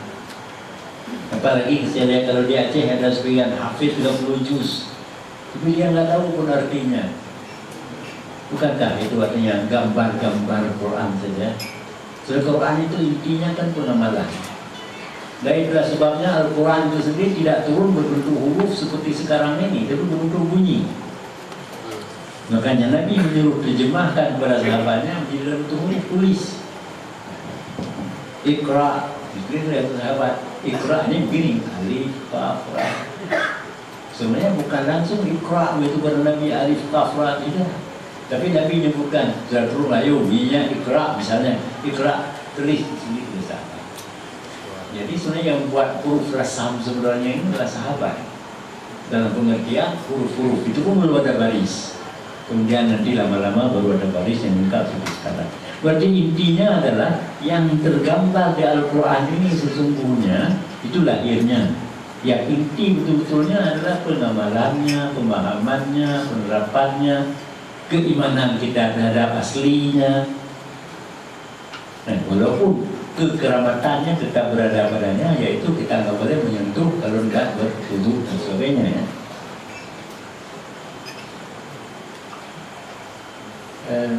ini Ya'juj orang Turki, ada penafsiran. Pernah ada orang menafsirkan Cina, Chinese. Sebab orang yang paling banyak di dunia ini jumlahnya sekarang adalah orang yang berkebangsaan Tionghoa. Ya, termasuk di Aceh, termasuk di Medan, termasuk di ini kita lihat di segi apa asli suku gitu ya, bangsa gitu. Katanya makan semua karena itu mungkin semua. Ada yang berubah demikian. Ada yang berpendapat itu yang Zulkarnain tadi makanya dibuatlah, walaupun bukan Zulkarnain yang buat, dibuatlah itu tiang apa namanya benteng Tiongkok. Agar orang Tiongkok ini nggak bisa ke tempat lain. Ada kaitan dengan itu, semuanya itu saya kira penafsiran karena nggak ada yang konkret, tafsirkanlah tulisannya. Kenapa Nabi Isa saja yang bunuh Dajjal? Sekarang itu sulit dipahami kalau tidak kita pakai ilmu lama. Ilmu mana? Syiah ini hanya akan mati di kanan Sipi.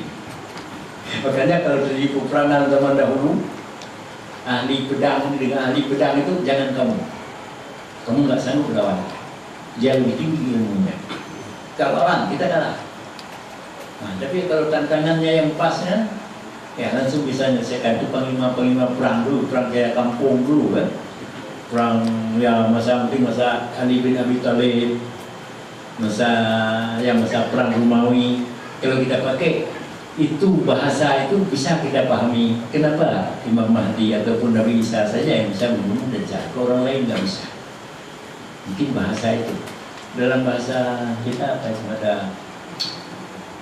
Kenapa hanya dengan pelepah rumbia ular bisa lemah? Betapapun hebatnya ular cocok kena siap pelepah rumbia dan seluruh meloyo. Memang ada namanya, mungkin ada hal-hal ditentukan. Ya, dari Ibu Umi tadi, apakah ada tanda-tanda sebelum turun Dajjal? Saya kira Dajjal ini dimasukkan ke dalam tanda-tanda besar kiamat. Artinya sudah dekat. Sebelumnya banyak tanda-tanda yang kita istilahkan dengan tanda kecil. Tadi banyak orang makan riba, tidak malu jualkan agama, sebagainya. Itu adalah tanda-tanda sebelum munculnya Dajjal. Jadi kalau tidak berlebihan bisa mungkin kita rasakan bahwa Dajjalnya sudah dekat muncul. Karena tanda-tanda tadi sudah cukup banyak. Siap-siap aja kita. Jangan siap berhadapan dengan Dajjal. Siap melaksanakan seluruh amal ibadat kita sehingga kita menjadi orang yang takwa, benar-benar takwa semampu kita. Insya Allah akan terpelihara kita daripada Dajjal, daripada ini, daripada itu, dan daripada malah akibat apa yang dirasakan setelah kiamat. Ini belum cerita sebelum kiamat. Ini kita belum cerita masalah kiamat, bagaimana azabnya, nerakanya dan sebagainya. Kalau kita dapat menjadi orang yang baik sesuai dengan harapan agama, dapat menjadi orang yang bertakwa di sisi Allah Subhanahu Wa Taala, tidak hanya Dajjal, itu masalah kecil itu. Malah dari neraka juga kita bisa selamat, masuk dalam surga Jannatul Na'im. Itu yang kita harapkan. Amin ya rabbal alamin. Ya, terima kasih. Di sini adalah pertanyaan melalui SMS. Ada 2 pertanyaan yang dapat kami tangkap. Yang pertama, di akhir zaman Imam Mahdi memerintahkan agar B2 atau ibab atau babi dimusnahkan. Mengapa anjing tidak? Apakah ada hikmahnya? Ini yang pertama. Kemudian, mengapa di Masjid Raya Aceh? Ini menyebut Aceh ini Ustaz. Orang Aceh ini. Orang Aceh nampaknya ini Ustaz. Mengapa di Masjid Raya Aceh setelah sholat Jumat mereka berjamaah lagi sholat zuhur?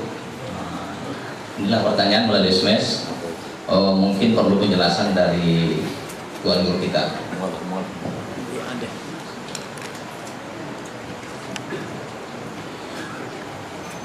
Bismillahirrahmanirrahim. Saya sebut tadi babi saja ya, babi saja. rasanya masuk juga anjing ke dalam. Betul, mungkin lupa sebut. Tapi pertanyaan ini berarti karena begini, ada memang yang berpendapat di kalangan kaum muslimin ini bahwa babi itu nggak boleh dimakan, tapi kalau anjing boleh. Ada yang berpendapat seperti itu, tapi pendapat itu keliru. Dasarnya karena babi nggak bisa jadi penangkap rusa, tapi kalau anjing yang terlatih dilepaskan untuk menangkap rusa dan baca Bismillahirrahmanirrahim Allahu Akbar 4 kali, karena rusa 4 kaki, lepaskan dia. Kalau dia tangkap mati, kita boleh makan rusanya, bukan anjingnya kan.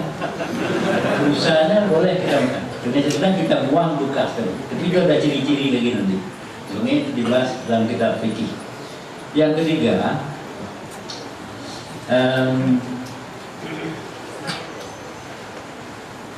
Ashabul Kahfi. Itu pada masa dahulu ada orang-orang yang taat kepada Allah, dibunuh oleh raja-raja dan sebagainya, sehingga mereka lari ke dalam gua yang kita kenal dengan Ashabul Kahfi. Ada pendapat 6 orang, 7 dengan endingnya, kata Al-Quran. Ada pendapat berapa? 7 orang, 8 dengan anjingnya. Kalau anjing bisa masuk ke situ, kasihan dia kalau dibunuh. Ya. Itu memang dalam Al-Quran ada cerita seperti itu. Tapi kalau lupa saya sebut tadi, ya saya lupa. Yang saya baca anjing, babi dan anjing. Yang kedua, di Masjid Raya ada salat setelah Jumat ya. Yang bagus juga kalau terperhatikan seperti itu. Saya sendiri tidak memperhatikannya. Tapi boleh jadi, karena di sebahagian daerah di Aceh, bukan Masjid Raya, di sebahagian daerah di Aceh ada yang berpendapat bahwa setelah habis sholat Jumat, apakah sholat Jumat kita diterima oleh Allah atau tidak? Kalau seandainya misalnya tidak diterima, bolonglah sholat tengah hari kita pada waktu itu. Oleh karena itu, mari kita sholat zuhur saja. Maka habis Jumat, kenapa tidak diterima? Pertama, nah kalau kita tanya sama tungku-tungku di kampung itu, kenapa begitu? Pertama, belum tentu 40 orang jamaah di sini yang sama dengan sahabat Nabi alimnya. Kan katanya Jumat sah kalau sudah ada 40 orang jamaahnya. Ada 40. Tapi jangan-jangan orang nggak alim, seperti alimnya sahabat Nabi. Jangan-jangan, kata-kata jangan-jangan. Kemudian juga bisa jadi khatibnya di pusat dari Aceh. Orang Aceh tidak mukimin di Medan. Artinya orang luar datang. Padahal Jumat itu wajib di atas mustauqinin dan mukimin. Ini orang datang. Jangan-jangan nggak bisa seperti itu. Soalnya Nabi nggak pernah ada orang luar datang kasih khutbah, kasih jadi imam. Apalagi kalau dulu imam khatib itu langsung jadi imam. Yang sekarang diumumkan khatibnya Ustadzul, imamnya siapa itu lain. Jangan-jangan. Ini saya kira itulah kalau kita pegang pada jangan-jangan, semuanya jangan-jangan. Tambah lagi, itu masjid kan suatu tempat sholat Jumat di mana waktu zuhur tek masuk. Mulai Allahu Akbar, Assalamualaikum, Bilal khatib Assalamualaikum di situ, seluruh masjid yang kemudiannya yang belum mulai pas pada waktu itu nggak diterima. Yang terima satu yang pas seperti itu. Jangan-jangan seperti itu. Oleh karena itu biarlah kita laksanakan juga sepenuhnya. Kalau jangan-jangannya kita salat saja salat zuhur lagi. Seandainya Jumat kita sah tadi sudah cukup, kan tidak salah juga ini kita tambah, kan tidak pernah rugi, dikiaskan lagi. Persis seperti sholat sendirian Isya tadi, ada orang tiba di sini sholat sendirian, tiba-tiba datang Pak Imam sholat lagi, kita ulang lagi sholat Isya, kan ada salah. Sholat pertama tadi dianggap sebagai sunnah, Ini juga kalau. Enggak apa-apa, dulu ini pendapat orang-orang itu seperti itu. Pernah juga orang tanya sama saya. Saya jawab benar-benar atau setengah-setengah. Maunya apa? Tanya dulu semua orang. Benar-benar. Kalau benar-benar, kalau ragu nggak usah salat Jumat. Gitu aja. Salat zuhur aja kita sama-sama. So dari awalnya sudah ragu. Kendak mairi buka ilama lah jadi buka. Benar-benar aku nggak sah, kadang-kadang nggak sah, jangan-jangan nggak sah. Dan salat zuhur aja sudah pasti. Kenapa kamu nggak ikut salat itu? Saya yakin salat Jumat saya sudah sah. Apalagi kalau kita baca ayat misalnya itu apa wataraku kakaimah ya, cuma tinggal 12 orang dalam saf Nabi nggak bubar, nggak salat zuhur. Orang-orang udah pergi keluar, tinggal 12 orang aja lagi karena datang lahun walahun salat Jumat. Mungkin begitu dulu Ustaznya. Tapi kalau melihat di Masjid Raya, nggak tahu saya dengar ada baru-baru hal berkembang sekarang ini, ada beberapa hal berkembang. Masjid Raya mau berubah supaya menaranya menara Nabi. Ada rencana seperti bukan menara ya, maaf, mimbar, jadi seperti itu. Wallahu a'lam bishawab tentang itu. Terima kasih kita ucapkan kepada Tuan Guru kita yang telah menyampaikan materinya lebih kurang 2 jam 15 menit. Tanpa terasa 2 jam 15 menit. Dan sekali lagi terima kasih atas kehadiran Tuan Guru kita menjadi narasumber malam ini, dan mudah-mudahan pertemuan kita malam ini dapat berkah dari Allah Subhanahu wa taala. Amin amin ya rabbal alamin. Dan acara berikutnya adalah pemberian cenderamata atau kenang-kenangan berupa buku hasil karya pengajian Majelis Ta'lim Al-Ittihad dengan judul Kumpulan Kuliah Agama Islam pada Majelis Ta'lim Al-Ittihad ini yang akan disampaikan oleh Tuan Guru kita. Kepada Tuan Guru kita dipersilakan.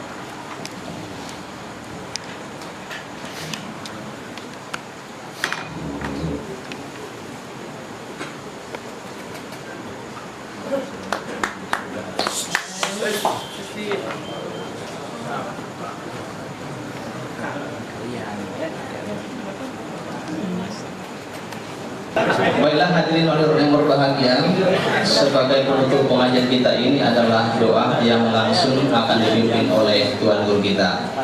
Kepada Tuan Guru kita dipersilakan. Doa.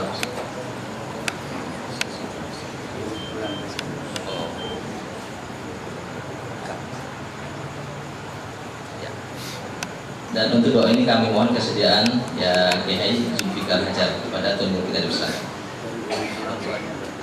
Saya pegang ini. Ya.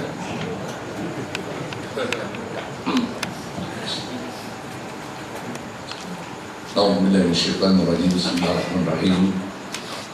Alhamdulillahi rabbil alamin wassalatu wassalamu ala asyrafil mursalin sayyidina Muhammadin wa ala alihi wa ashabihi ajmain.